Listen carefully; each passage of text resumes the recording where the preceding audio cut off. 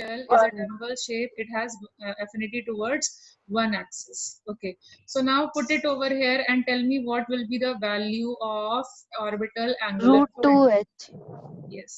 2h pi. Okay. Root 2h by 2 pi. Yes. Then यहाँ पर बोलो कितना आने वाला है? What is the L value? So what will be the orbital angular momentum? 6h. Under root 6h dash. ठीक है, अभी यहाँ पर 3 आने वाला है, इसके 3 एक्सिस से होती है, सो यहाँ पर 3 + 1 4 and 12h. You can say under root Root of 12. 12। तो कभी कभी क्या होगा, क्वेश्चन में तुम्हें ऐसे दिया होगा कि ऑर्बिटल एंगुलर मोमेंटम उसका सो एंड सो है, जैसे √6 है। So now identify the subshell. So will you be able to do it? अगर मैं बोल Yes. कौन सा हो जाएगा? टेल मी इफ आई से ऑर्बिटल एंगुलर मोमेंटम इज √6, तो कौन से सबशेल के बारे में? D. अब बेटा तुम अपना क्वेश्चन बोलो। समवन सेड, जैसे as I started the class, someone had a doubt. I just forgot to see your name. Ma'am जैसे एस सबशेल का हर ऑर्बिट में सेम ऑर्बिटल एंगुलर मोमेंटम है। ऑर्बिटल एंगुलर सेम रहेगा बिकॉज वो rotate कर रहा है, तो जो रोटेशन का एक्सिस सेम रहेगा, उसका रेडियस इलेक्ट्रॉन का सेम होता है, तो obviously orbital angular momentum same होता है। रोटेशन एस सबशेल का 0 है, तो मतलब एस सबशेल में रोटेट नहीं करता है? करता है, बट एक्चुअली ये होता है ना, एक इस तरफ रोटेट कर रहा है, उसके वो मैं अभी तुम्हें आगे बताती हूँ, तो वो कैंसिल हो जाता है। It is angular momentum is an vector quantity, तो 2 इलेक्ट्रॉन्स एक साथ रोटेट करते हैं तो वो कैंसिल हो जाता है, इसकी वजह से ये प्रॉब्लम आ रही है। ठीक है, तो let me reach towards spin, you will get that reason towards fine. अच्छा, अब इसके बाद बताओ नेक्स्ट क्वांटम नंबर कौन सा आता है? एजीम्यूथल बता दिया। सो एजीम्यूथल के बाद हमारे पास नेक्स्ट क्वांटम नंबर कौन सा आता है? मैग्नेटिक। तो मैग्नेटिक क्या डोनेट करेगा? Magnetic donates orientation of the electron. Okay, so third quantum number is called as your magnetic quantum number. अब कुछ बुक्स में इसको कैसे लिखा होता है? Some books write it as magnetic quantum number. So some books कैसे लिखती है मैग्नेटिक क्वांटम नंबर को? They represent it by a small m, and कुछ बुक्स जो होती है वो क्या करती है, m एंड एक छोटा सा l, दोनों वे में ये लिखा जाता है। ठीक है, so basically it stands for what? Magnetic quantum number, it denotes the orientation of the electron. It denotes the orientation of the electron. Orientation का मतलब वही है कि किस एक्सिस के अलोंग जा रहा है, orientation of the electron. तो जो तुम अभी पूछ रहे थे ना कि s का 0 आ रहा है ऑर्बिटल एंगुलर मोमेंटम, वो उसका रीजन यही है क्योंकि वो हर एक एक्सिस के अलोंग इक्वल डिस्टेंस पर जा रहा है, तो वेक्टर की वैल्यू सेम आ रही है। वेक्टर की वैल्यू सेम आने के कारण क्या हो जाएगा? They are going to equal and opposite force वाली चीजें, and it will get cancelled. Okay, that is why S subshell का ऑर्बिटल एंगुलर मोमेंटम 0 आ रहा है। Okay, what are the values of what are the possible values? What are the possible values of magnetic quantum number? -L2 L. -L2 तो कहाँ से कहाँ तक जाती है? -L2 plus L, and this will include 0 also. So can you tell me कितनी values आएंगी? कितनी values आएंगी? 2L+1. 2L+1. ओके, सो ये जो एक पर्टिकुलर वैल्यू है, जो पर्टिकुलर मैग्नेटिक क्वांटम नंबर है, वो रिप्रेजेंट करता है one value of m represents one orbital. One value of m represents one orbital. It represents one orbital. तो तुमने मुझे बताया कि यहाँ पर कितने, मतलब तुमने बोला इसकी टोटल कितनी वैल्यूज आएंगी m की? देखो, जैसे फॉर एग्जांपल -1 लेते हैं तो -1 + 1, 2 1 के लिए वैल्यूज आई, एक 0 हुआ, तो टोटल वैल्यूज कितनी हो गई? 3। ठीक है, यस। तो हाँ, शायद मैं बहुत अच्छे से अभी नहीं एक्सप्लेन कर पा रही हूँ, बट अब मैं ऐसे करा देती हूँ तुम्हें। सबशेल का नाम, उसकी L वैल्यू लिखो, ठीक है, फिर M वैल्यूज कितनी पॉसिबल है वो मुझे बताओ। ठीक है, सो नाउ टेल मी, जैसे सबशेल बोलो कौन कौन से होते हैं? You have written one orbit. Value one orbital, sorry मैं पूरा नहीं लिख पाई. So now tell me, s subshell की एल वैल्यू क्या होती है? 0. Why zero? Why zero? Give me the reason. Why zero? क्योंकि वो ओरिएंटेड नहीं होता किसी एक एक्सिस वो स्फीयर है, किसी एक्सेस पे नहीं होती. वेरी गुड, ठीक है. सो अब इसकी एम वैल्यू बताओ कितनी होगी? एम वैल्यू कौन सी होगी? Give me the M value. 0. Only zero. So now number of M values, कितनी वैल्यूज मिली? 1. और एक वैल्यू का मतलब क्या हो गया? एक ऑर्बिटल है. सो नंबर ऑफ ऑर्बिटल, एक एम की वैल्यू का मतलब होता है एक ऑर्बिटल का रिप्रेजेंट होना. सो नंबर ऑफ ऑर्बिटल कितने हो गए? 1. एक ही वैल्यू मिली इसलिए एक ऑर्बिटल हो गया. एंड एक ऑर्बिटल के अंदर 2 इलेक्ट्रॉन्स हो सकते हैं. तो एस सबशेल के अंदर बताओ मैक्सिमम नंबर ऑफ इलेक्ट्रॉन्स कितने होंगे? 2 electrons. तुमने किया था ना 1s1 1s2 ऐसा. ठीक है, अब यहाँ बताओ कितनी वैल्यूज मिल रही हैं? 3. -1 0 वो 3 मिल रही है क्योंकि हमारा जो पी सबशेल होता है वो px मतलब x एक्सिस के अलोंग ओरिएंट हो सकता है, y एक्सिस के अलोंग ओरिएंट हो सकता है, z एक्सिस के अलोंग ओरिएंट हो सकता है. 3 डायरेक्शन में ओरिएंट हो सकता है, इसीलिए हमें 3 वैल्यूज मिली. ओके, तो कितने ऑर्बिटल्स हुए? कितने ऑर्बिटल्स? 3. एंड कितने इलेक्ट्रॉन्स होंगे मैक्सिमम? 6. 3 क्यों मिली समझ में आया? मैंने तुम्हें बताया था डंबल को कॉर्नर ऑफ द रूम पे रखो तो 3 तरीके से रख सकते हो. एक एक्सिस को पकड़ेगा एक बारी में, तो इसकी वजह से 3 हमारे पास 3 डिफरेंट टाइप के आए. और अब हमें px py pz नहीं लिखना है, उनको नंबर में लिखना है, इसलिए हमने उनको नाम दे दिया -1 0 एंड +1. अब d की बताओ कितनी आएंगी? 5. -5 values. -2 -1 0 1 2. सो यहाँ 5 आती है, मतलब इलेक्ट्रॉन्स कितने हो जाएंगे? 10. अब f की बताओ कितनी आएंगी? -3 -2 -0 -3 1 2 एंड 3. सो यहाँ पे कितने बन गए? 7. एंड 14. 14. याद आ रहा है? हम लोगों ने पीरियोडिक टेबल पहले पढ़ा है, तो शायद तुम लोग अब इसको रिलेट कर पाओ उससे. Ma'am yes ma'am D subshell में 5 होते हैं, उसका भी कोई एक्सप्लेनेशन है? हाँ बेटा, अगर परम्यूटेशन कॉम्बिनेशन लगाओगे तो उसका ऐसा ही आएगा. 2 चीजें वापस से रिपीट होने लगेंगी और वो सेम टाइप के आएंगे. अभी let me go to the shape of the subshell, then it will be better for me to explain. Okay ma'am. अभी मुझे सिर्फ वैल्यूज निकालना ही बता रही हूँ. well, I am taking one step at a time. Okay, just I am taking baby steps. हाँ बोलो बेटा. मैम एम वैल्यू 0 तो pz की होती है ना? अरे कोई रूल नहीं है इसका, ये ज्यादातर बच्चे बोलते हैं. इसका कोई रूल नहीं है कि px को -1 बोलने का है या pz को +1 बोलना है, ऐसा कोई रूल नहीं है. बट एनसीईआरटी में pz को 0 बोला जाता है, इसलिए ज्यादातर लोग दिमाग में ये बैठा लेते हैं, क्योंकि हमारी बाइबल जो है ना वो एनसीईआरटी. जैसे मेरे पास कोई रूल ऐसा नहीं है. हाँ बोलो. मैम एक कन्वेंशन मान लिया गया क्या? हाँ बस कन्वेंशन, ऐसा कोई नहीं, कन्वेंशन भी नहीं है, सिर्फ एनसीईआरटी में ऐसा दिया हुआ है. ऐसा कोई कन्वेंशन नहीं, और आईआईटी भी ज्यादा इस कन्वेंशन को फॉलो नहीं करता है. मतलब मान सकते हो, I am not denying that fact. जैसे क्या होता है जब हम एक XY प्लेन बनाते हैं तो ज्यादातर तुम हॉरिजॉन्टल लाइन को क्या मान लेते हो? हॉरिजॉन्टल लाइन को क्या मान लेते हो? X axis. और वर्टिकल लाइन को क्या मान लेते हो? Y axis. बट क्या ये फिक्स्ड है? No ma'am, they Is can it change. fixed? हमारी नहीं choice. फिक्स्ड है ना? तो उसी तरीके से हाँ, ये बताओ फिक्स्ड है या नहीं फिक्स्ड है? No ma'am. Not वो fixed. choice depend तो करता है. उसी तरीके से pz को 0 बोलना है, ऐसा किसी बुक में नहीं लिखा हुआ है. बट अभी हमें रिप्रेजेंट करना था, हमारे 3 ऑर्बिटल्स बने और एक घर का मतलब है, मतलब s के पास एक ही घर है, p के पास 3 घर हैं, इनके नंबर हैं -1 0 एंड +1. अब इनको कुछ नंबर से रिप्रेजेंट करना था, तो अब कैसे रिप्रेजेंट करते? जैसे मैंने ही तुम्हें एक्सप्लेन करने के लिए रैंडमली लिख दिया, ठीक है, तो उन्होंने एक्सप्लेन करते टाइम ऐसे लिख दिया. Okay, getting my point? But that this is not fixed. This is not fixed, ऐसा कहीं पे फिक्स नहीं है.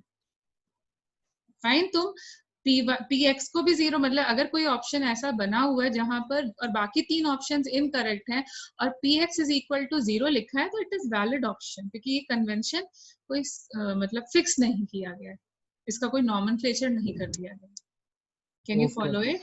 ऐसे ही तुम चाहो तो लेफ्ट हैंड साइड को -1 लिख सकते हो और या फिर ऐसे भी नंबरिंग स्टार्ट कर सकते हो। बस कहने का मतलब ये है जो मिडिल वाला होगा, मिडिल वाला ऑर्बिटल हमेशा 0 ऑर्बिटल रहेगा, लेकिन -1 और +1 की लोकेशन चेंज हो सकती है। ऐसे ही डी सबशेल की बात करी जाए तो डी सबशेल में 2 3 4 5, सो ये -2 से स्टार्ट हो सकता है, +1 एंड +2, या फिर तुम ऐसे भी नंबरिंग कर सकते हो +2 +1 0 -1 एंड -2, लेकिन तुम ऐसे नहीं कर सकते +1 लिख देते हैं फिर -2 कर देते हैं फिर यहाँ मर्जी हुई तो +2, ऐसे जम्बल नंबरिंग नहीं करोगे। या तो पॉजिटिव से स्टार्ट करोगे और नेगेटिव तक जाओगे, या नेगेटिव से स्टार्ट करोगे तो अनपॉजिटिव तक जाओगे। और इस केस में भी देखो 0 की पोजीशन फिक्स आ रही है, तो 0 ही एक ऐसा है जिसकी पोजीशन फिक्स रहेगी, m इज इक्वल टू 0। बाकी का कोई कन्वेंशन फिक्स नहीं है, तुम नेगेटिव से पॉजिटिव या पॉजिटिव से नेगेटिव दोनों तरफ जा सकते हो, ठीक है। और कभी कभी कंफ्यूज करने के लिए ऐसे ऑप्शंस बनाए गए हैं। Can you follow it now? Yes ma'am 0 की वैल्यू क्यों फिक्स रहेगी? अरे बेटा, चाहे नेगेटिव से पॉजिटिव जाओ चाहे पॉजिटिव से नेगेटिव जाओ, 0 तो मिडिल वाला ऑर्बिटल ही मिल रहा है ना। अच्छा हाँ ठीक है। उसका लोकेशन फिक्स्ड है, मतलब 0 किस फ्लैट को मिलेगा वो फिक्स्ड है, लेकिन पॉजिटिव नेगेटिव हो सकता है, ठीक है। So now tell me number of orbitals in a subshell. Number of orbitals in a subshell, can I say it is 2l + 1? Yes ma'am. Check करके बोलो। देखो एस पी सबशेल में 2 1 2 2 into 1 + 1 3, डी सबशेल में 2 into 2 + 1 5। तो number of orbitals हम लोग कैसे निकाल सकते हैं? Number of orbitals is equal to, कभी हमें बोला जाए बताओ इस में कितने ऑर्बिटल्स आने वाले हैं इस सबशेल में, number of orbitals in a subshell, in a subshell I can simply give it by a formula 2l + 1। Okay क्योंकि एक्चुअली जो नेगेटिव और पॉजिटिव वैल्यू होती हैं वो तो बार बार रिपीट, 2 बार रिपीट होती है, इसलिए 2l और एक एक्स्ट्रा वैल्यू आती है किसकी? 0 की, इसलिए हमारा फॉर्मूला बना 2l + 1। Can you get it? Yes ma'am. Okay, Yes, chalo, ma'am. let's move to the last quantum number, and that is called as spin quantum number. So last पे जाते हैं और ये हम लोग उससे नहीं calculate करते Schrodinger's wave equation से, it is specially calculated using spectroscopy. Okay, so last is spin quantum number. Now as I told you कि इलेक्ट्रॉन रिवॉल्व भी करता है, रोटेट भी करता है अपनी एक्सिस में।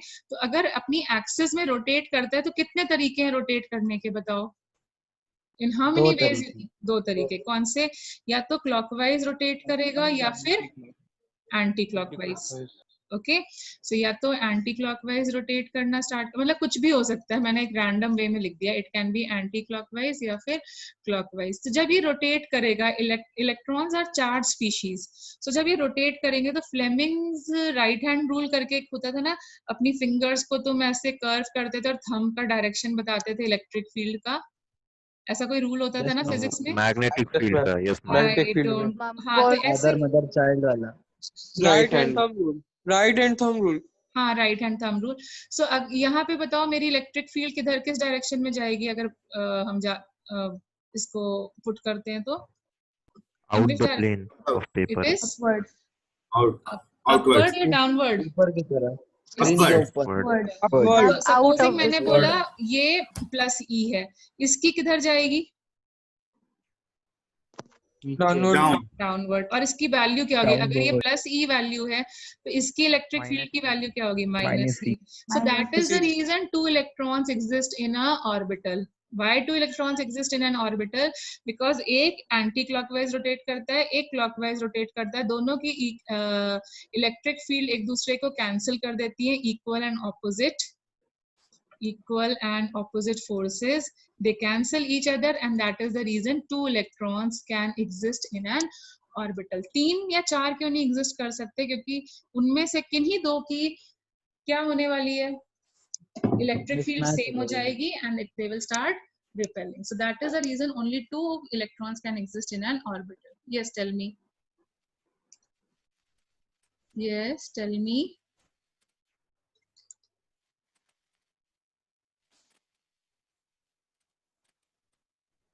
Yes, it is also resulting in the stability of the compound. That's why I used to say कि जिसके पास fully filled orbitals होते थे वो stable होते थे. उसका reason अब समझ में आ रहा है क्योंकि उनकी electric field cancel हो रही है.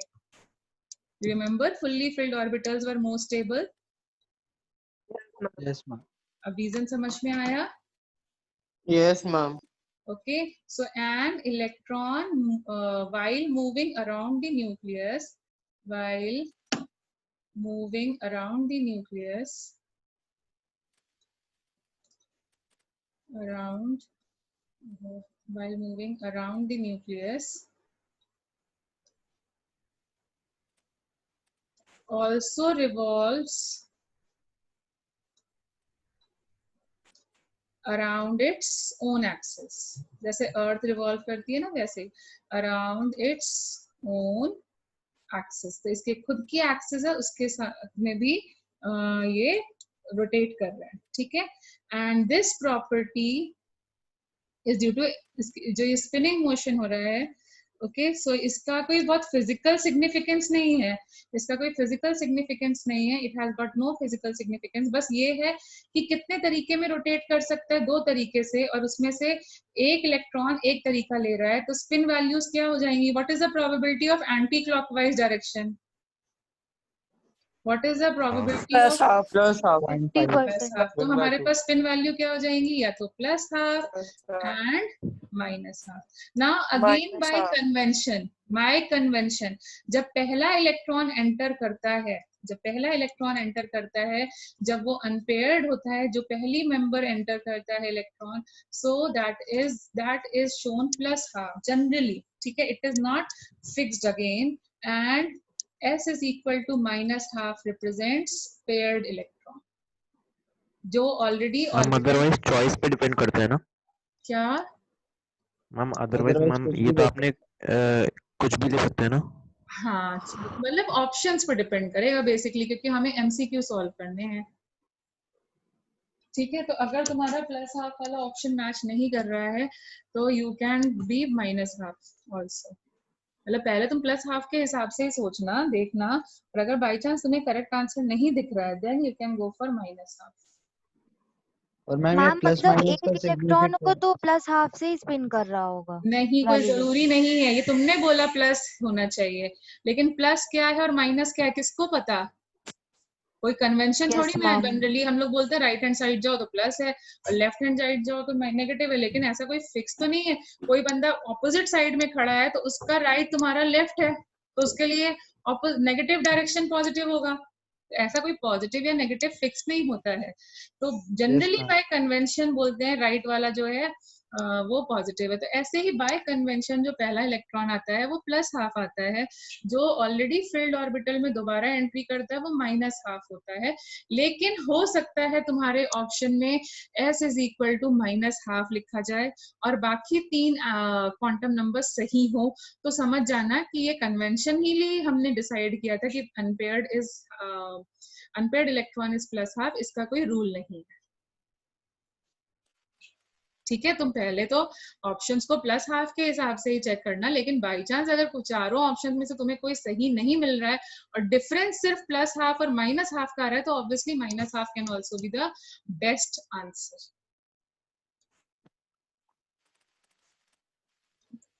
Is it fine? Yes, ma'am. ठीक है. मतलब तुम पहले प्लस हाफ से ही चलना, बट अगर सपोजिंग कोई नहीं मैच कर रहा है तो, क्योंकि वो कन्वेंशनली कुछ ऐसा फिक्स नहीं किया गया, कोई नॉमेनक्लेचर नहीं किया गया उस चीज का. हम लोग जनरल पैटर्न में यही फॉलो करते हैं. ठीक है. Clear? So that is the reason because of this equal and opposite forces, इसी reason से हम बोलते हैं one orbital will contain how many electrons? 2. That is the reason we say one orbital contains 2 electrons. अब समझ में आया 2 electrons ही क्यों रहते हैं, 3 क्यों नहीं हो जाते, 4 क्यों नहीं हो जाते, उसका रीजन क्लियर हुआ? Yes, ma'am. Okay, very good. So let's move further. Excuse me, ma'am. Yes. Ma'am, can you explain this in brief again? एक इलेक्ट्रॉन तुम्हारा क्लॉकवाइज जा रहा है, एक एंटी क्लॉकवाइज जा रहा है, दोनों की इलेक्ट्रिक फील्ड कैंसिल हो रही है एक दूसरे के साथ, equal and opposite forces which is creating stability. ठीक है, तो हमारे पास प्रोबेबिलिटी ऑफ क्लॉकवाइज या एंटी क्लॉकवाइज स्पिन क्या होगी, एक अगर हमने प्लस हाफ लिखी है तो दूसरी माइनस हाफ हो जाएगी. And because 2 electrons will cancel their electric field, तो इसलिए हमारे पास एक हम लोग ऐसे बोलते हैं कि एक ऑर्बिटल में 2 ही इलेक्ट्रॉन्स रह पाते हैं. 3 क्यों नहीं रह पाते, क्योंकि अगर 3 हुए तो कोई ना कोई 2 इलेक्ट्रॉन्स की इलेक्ट्रिक फील्ड सेम डायरेक्शन में होगी, वो दोनों रिपेल करेंगे और वो 2 अलग अलग डायरेक्शंस पे भाग जाएंगे. So it will create instability. Okay, ma'am. ठीक है, चलो नेक्स्ट करते हैं. सो नाउ मतलब तुम्हें और अच्छे से L की वैल्यू समझाने के लिए I am moving towards shape of the subshells. ठीक है, we are discussing shape of the subshells and yes. Ma'am ये फिक्स है कि क्लॉकवाइज में प्लस साइन होगा या माइनस? अरे नहीं फिक्स्ड है, वही तो इतनी देर से डिस्कस किया. फिक्स नहीं है, लेकिन एनसीईआरटी यही बोलती है कि plus half is for unpaired. तो तुम भी वही मान करके मतलब कह सकते हो 95% क्वेश्चन में तुमको दिक्कत नहीं आएगी. 5% क्वेश्चन होते हैं जब एग्जामिनर तुमसे कुछ ज्यादा दिमाग लगवाना चाहता है, वहां पे ये प्रॉब्लम आ सकती है, वहां पे वो माइनस हाफ कंसिडर करते हैं, क्योंकि उसका कोई फिक्स रीजन नहीं है. जैसे मैंने तुम्हें यहाँ बताया, पीजेड कोई जरूरी नहीं है 0 ही हो, पीजेड का एम वैल्यू 0 हो ऐसा कोई फिक्स नहीं है. ठीक है, देयर हैव बीन क्वेश्चन जहां पे पीजेड 0 नहीं आ रहा है. Fine, there is no rule for this, इसका नाम रखने का कोई रूल नहीं है. फाइन, लेकिन 95% क्वेश्चन में तुम्हें पीजेड 0 मिलेगा. ठीक है, क्योंकि बाकी सब लोग एनसीईआरटी को बेसिस लेकर के ही क्वेश्चन फॉर्म करते हैं. Can you follow it now? Can you follow it? Yes, ma'am. Okay, so now tell me, we are going towards shape of the subshells, and I am also now I am moving one step ahead. Now I am including, मतलब I told you I am taking just baby steps. एक एक चीज को मैं एक बारी में explain कर रही हूँ, एक चीज सारी चीजों को एक साथ नहीं कर रही हूँ. So now I am including shape of the subshell, तो मैंने roughly तुम्हें बता ही दिया था. Now I am including the concept of node. मैं shape of the subshell and concept of node को साइमल्टेनियसली करने वाली हूँ. ओके, क्योंकि शेप तो रफली तुम्हारे दिमाग में बैठ चुका है, तो अब नोड वाला कॉन्सेप्ट हम लोग फिर से साइमल्टेनियसली करेंगे. तो नोड क्या होता है? What is a node? Region around nucleus where probability of finding electron is 0. Very good. So it is a region around the nucleus where you will never find the electron. Region around the nucleus, ये तो मतलब theoretically वैसे अच्छे से बोला इसने, around the nucleus where probability of finding the electron, probability of finding my electron is 0. How do you write the probability? Mathematically अगर मुझे लिखना पड़ा तो probability of finding the electron is represented by the symbol psi. So जहां पर psi 0 हो जाए, जहां पे इलेक्ट्रॉन नहीं मिलेगा, वहां पर हम लोग बोलेंगे वहां पर नोड फॉर्म हुआ है. जैसे फॉर एग्जाम्पल तुम्हारा प्रिंसिपल्स ऑफिस हो गया, for a boy it's going to be the female washroom, वहां तुम्हारी प्रोबेबिलिटी कभी नहीं होने वाली है. So those are your node regions, मतलब ब्लैक रीजन्स है तुम्हारे लिए. So that kind of region जहां इलेक्ट्रॉन कभी ना मिले. और ऐसा क्यों आने वाला है? क्योंकि अंदर वाला इलेक्ट्रॉन जैसे ही बाहर जाने की कोशिश करेगा तो बाहर वाला इलेक्ट्रॉन उसको रिपेल कर करके भगा देगा. बाहर वाला इलेक्ट्रॉन अंदर आने की कोशिश करेगा तो अंदर वाला इलेक्ट्रॉन उसको रिपेल करके भगा देगा. उसकी वजह से एक पोर्शन आ जाता है 2 इलेक्ट्रॉन्स के बीच में जहां पे वो एग्जिस्ट नहीं कर पाते हैं. Okay, so this is what is called as a node.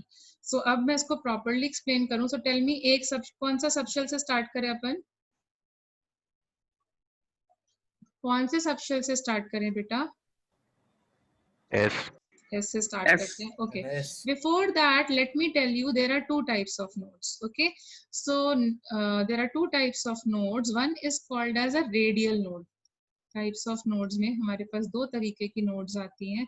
One is called as a radial node. Now what do you mean by a radial node? Radial node का मतलब होता है जब तुम एक circular region या spherical region around the nucleus बता लेते हो या फिर एक particular distance पर from the nucleus the probability of the finding the electron becomes 0, या फिर जैसे यहाँ पर हमने बोला था r theta psi should be 0, तीनों चीजें 0. तो अगर r 0 हो जाता है हमारा एक particular distance from the nucleus से हमारे को इलेक्ट्रॉन मिलने की प्रोबेबिलिटी 0 हो जाती है, तो उस डिस्टेंस को पर हमें क्या मिलती है? Radial node. Okay, so when r function is 0, r function means if region around the nucleus where electron cannot be found, or you can say probability of finding the electron is least. Electron finding probability is least. एक particular portion पे एक particular radius पे अगर electron नहीं मिल रहा है तो हम उस वाली नोड को बोलेंगे it is called as a radial node. दूसरी टाइप की नोड जो होती है उसको हम बोलते हैं angular node. Angular node. So angular node कब मिलती है? जब हमारा थीटा एक पर्टिकुलर एंगल पे या फिर साई 0 हो जाए, एक पर्टिकुलर एंगल पे तुम्हें इलेक्ट्रॉन मिलना बंद हो जाए. Okay, so when electron cannot be found at a particular angle from the nucleus, so उस portion को हम लोग angular node बोल देते हैं. Fine. Let me explain it with the subshell. It will become more clear. So अगर तुम्हें ये theoretical चीजें नहीं समझ में आ रही है ना, तो तुम ऐसे समझ लो कि तुमसे question जो आएगा वो ऐसा आएगा. नंबर ऑफ रेडियल नोड्स का एक फॉर्मूला होता है. नंबर ऑफ रेडियल नोड्स का फॉर्मूला होता है n माइनस l माइनस 1. ये फॉर्मूला याद कर लो. Number of sorry angular nodes का एक फॉर्मूला होता है दैट इज l. तो ये याद कर लो और फिर बताओ टोटल नंबर ऑफ नोड्स कितनी हो जाएंगी? n-1. देखो total number of nodes obviously means angular plus radial, तो दोनों ऐड करो तो कितनी आ रही है? n-1. सो अगर थियोरेटिकली तुम्हें नहीं समझ में आ रहा है ना, तो तुम्हें सिर्फ फॉर्मूला ही याद करने, क्योंकि तुम्हारे क्वेश्चन ही स्ट्रेट फॉरवर्ड ऐसे आएंगे. How many nodes are present here, how many nodes are present there, that's it. Okay, वो बियॉन्ड दैट बहुत स्ट्रेट फॉरवर्ड ही क्वेश्चन आता है. जैसे अगर मैंने यहाँ पे स्टार्ट किया एस सबशेल से, तो एस सबशेल का शेप बताओ कैसा होगा? Will be spherical in shape. So सबसे पहला एस सबशेल कौन से ऑर्बिट में आएगा?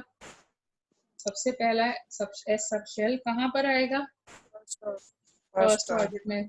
तो जैसे ये मेरा न्यूक्लियस है, ये मेरा मतलब एक्सिस है, ये मेरा न्यूक्लियस हो गया. सो सबसे पहला जो सबशेल आएगा वो कहाँ आएगा? It will be around this. Okay, it will be around this. ठीक है, और उसको कोई ऐसा पोर्शन दिखेगा क्या जहां इलेक्ट्रॉन नहीं मिल सकता?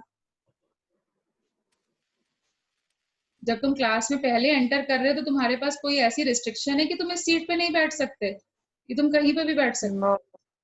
नहीं है ना, कहीं पे भी बैठ सकते. तो इसी तरीके से जब पहला एस सबशेल आया तो वो तो कहीं पे भी बैठ सकता है, उसके पास कोई रिस्ट्रिक्शन नहीं है, जहां मर्जी आई उसने वहां पर बैठ गया, तो उसको कोई भी नोड नहीं मिलेगी.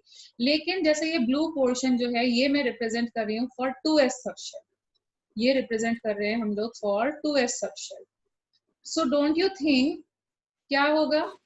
1s और 2s के बीच में एक पोर्शन ऐसा आएगा जहां पे इलेक्ट्रॉन नहीं मिल सकता. क्यों?